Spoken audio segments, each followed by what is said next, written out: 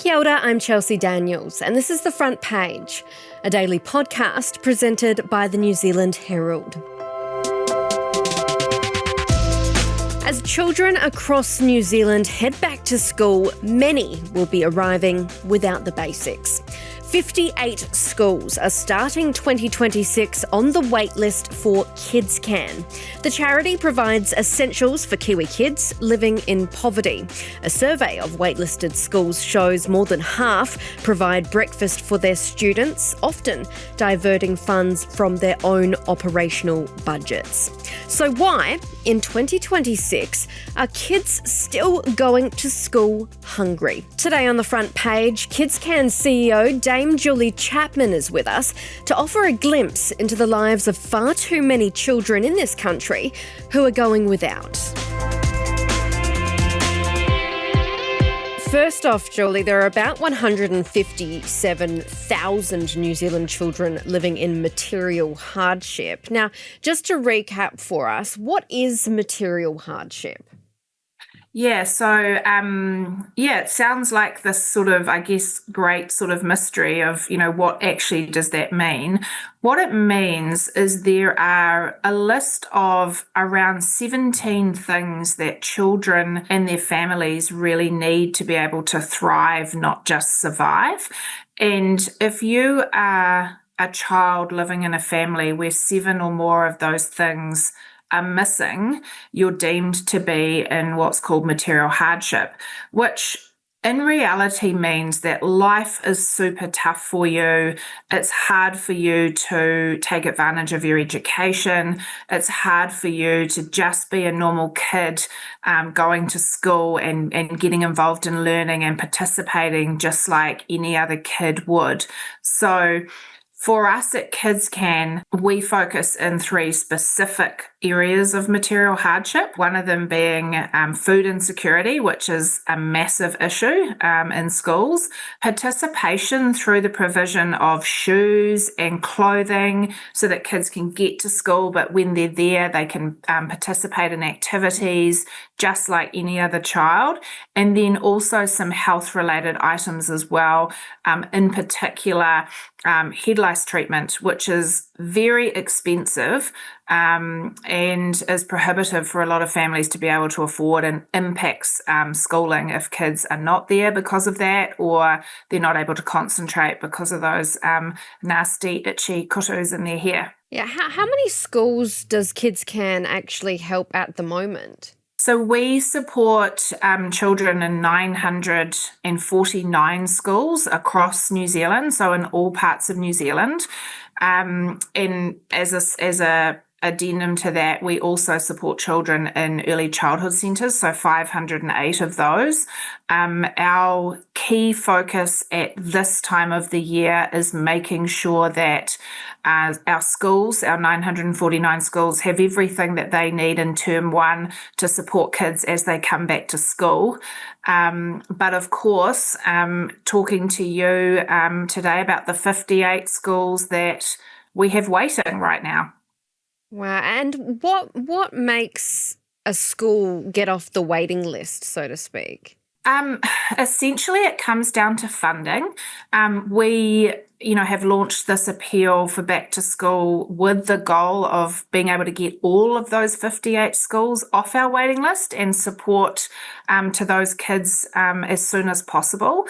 And I think the one thing that is important for people to know is that when KidsCan makes a commitment to a school, we're in it for the long haul.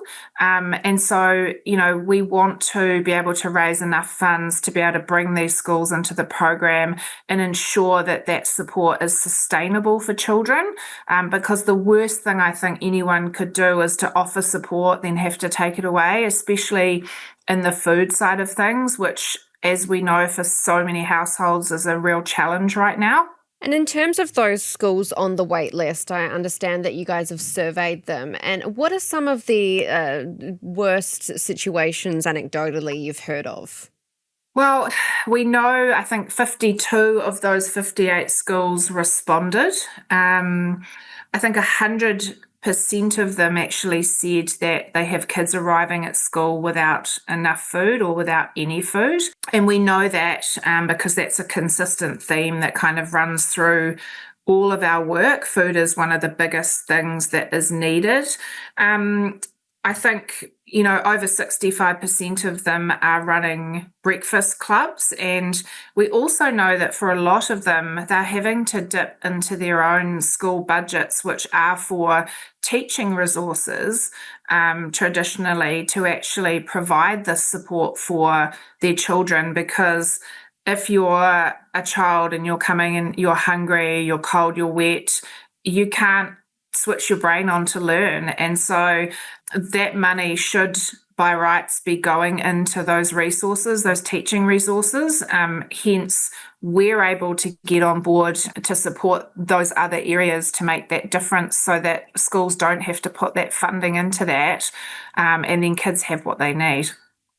And it's not uncommon to hear about teachers actually, getting into their own pockets as well and helping out. Yeah. I think we know from talking to schools that some teachers are reporting that they're bringing food from home to help kids that they know are suffering from food insecurity. So I think it's a situation that's, I guess schools are doing the best that they can in a sort of ad hoc way with the resources they've got. And if we're able to raise enough funding to get the KidsCan program in there, then all of that is taken care of in a really consistent, meaningful way, so that the teachers can just get on with teaching and kids can get on with learning and not have to worry about that hunger or being warm or being able to concentrate.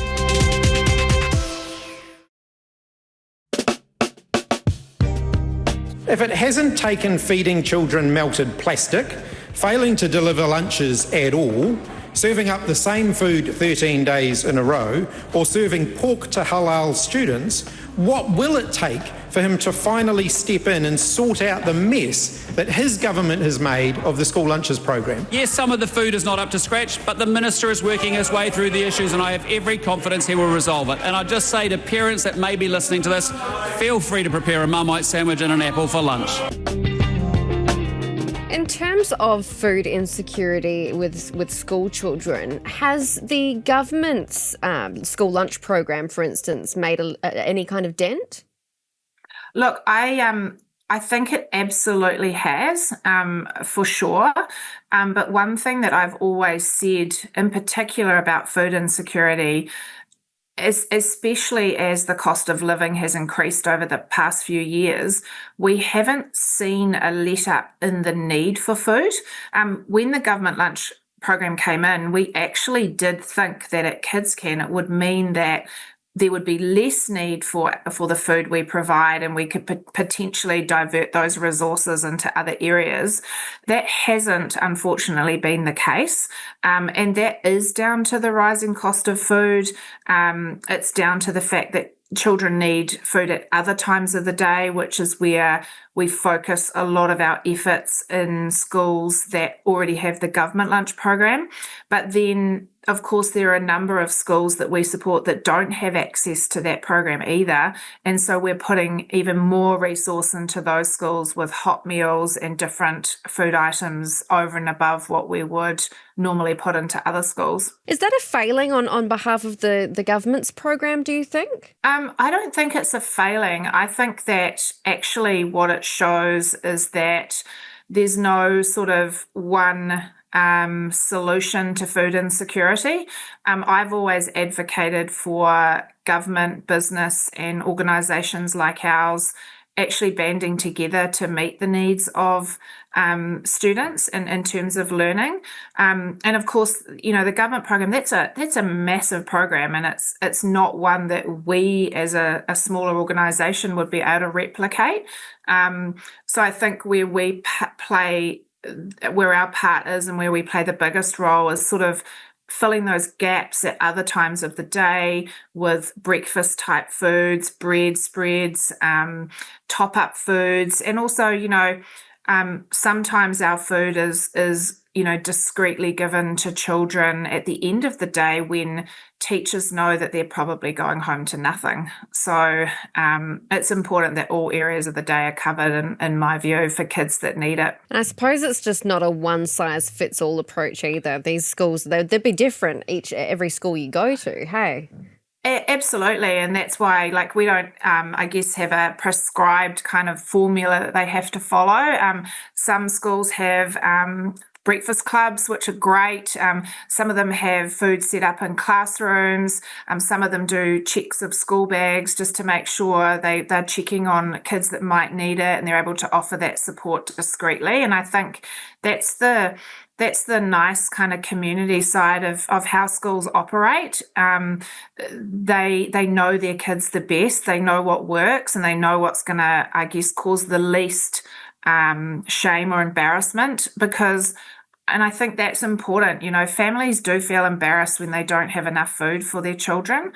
And for us, our sole reason for being is that we believe education equals opportunity. So getting the kids to school, making sure they've got something in their tummies, that they're warm, dry. If we can achieve that, they've got a much, much better chance of breaking that cycle of poverty long term. And the stigma around it as well, I feel, is really important to address because, the first thing you hear about, these kids going hungry to school is, what are the parents doing? They must be spending that money on cigarettes, on drugs, on booze. Grow a garden. or something else. Hey, but that's 9 times out of 10, that's actually not the case, is it? You're absolutely right. It isn't the case. And so in the 21 years I've been around, right, since starting KidsCan in 2005, I haven't met a parent that doesn't want better for their kids than they had. If we don't help kids now, then they're more likely to repeat that cycle of poverty. And look, my view is really strong on non-judgment, because regardless of what their parents may or may not be doing, and let's face it, it's a lottery, right? Life is a lottery. You don't get to choose which family you're born into. But for me, it's making sure kids have what they need, regardless of where they come from, so that they can just get to school and have that opportunity, no matter what's going on at home.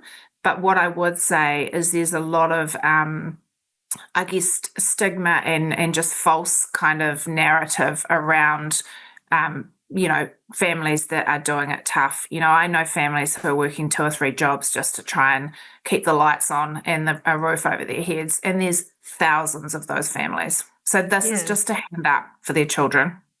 And it's so complex as well. Like everything is not so black and white. The whole adage, don't give a homeless man your money because he's going to spend it on drugs, or, something similar like don't do this because X, Y, Z. It's like, no, there are so many shades of grey. Everyone's in different situations.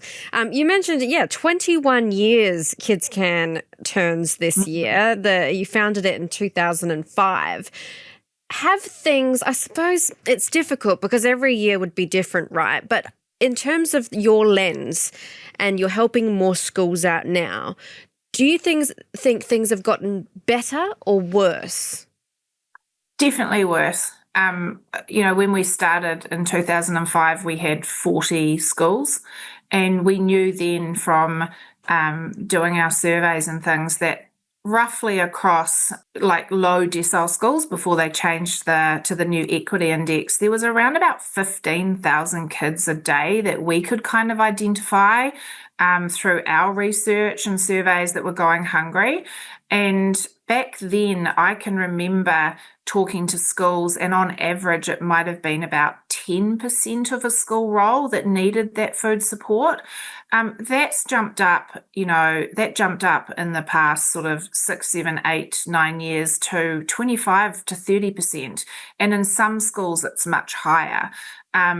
And so I think that's why you have seen things like the introduction of government lunch program. You've seen other organisations getting in there with food support as well. And I think what I would say about KidsCan is we always wanted to take a sort of more holistic approach and look at those key areas, participation, keeping warm, health and food, because we think that's where we can make the biggest difference for a child in ensuring that they do just have that opportunity for a little bit of a hand up. And I tell you what, the kids that we get to support are just the most beautiful children. And my favourite thing to do is actually go and visit kids in some of our schools, and then in the early childhoods as well, which is super cute.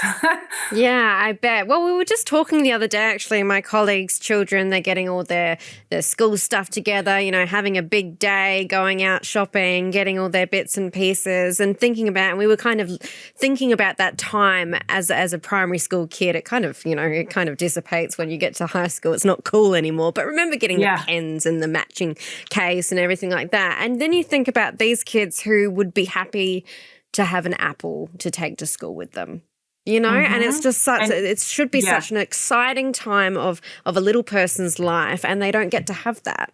Yeah. And I mean, I'm like you, I can remember choosing the whatever you call it, the covering for the books, and then watching Mum cover my exercise. Yeah, the books laminate things. Yeah, with the bubble, you have to get all the bubbles out. I love that. I still love that. But I think the reality for many children, and we're talking young kids, 5, 6, 7, 8, and then right up into high school, they are worried about things that kids shouldn't have to worry about. And that causes a lot of anxiety.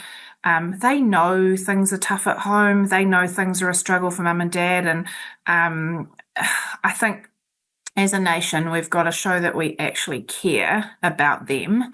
I don't want 5 and 6-year-olds to have to wonder where their next meal's coming from. I just think that's a kind of stress that no child should have to go through. And so we can't be in the home, but we can be in the school environment. And if, to get these schools off our waiting list, we just need people to get in behind us to help us do that. Thanks so much for joining us, Julie. Thank you. That's it for this episode of The Front Page. You can read more about today's stories and extensive news coverage at nzherald.co.nz. The Front Page is hosted and produced by me, Chelsea Daniels. Kane Dickey is our studio operator, Richard Martin, our producer and editor, and our executive producer is Jane Yee. Follow The Front Page on the iHeart app or wherever you get your podcasts, and join us next time for another look beyond the headlines.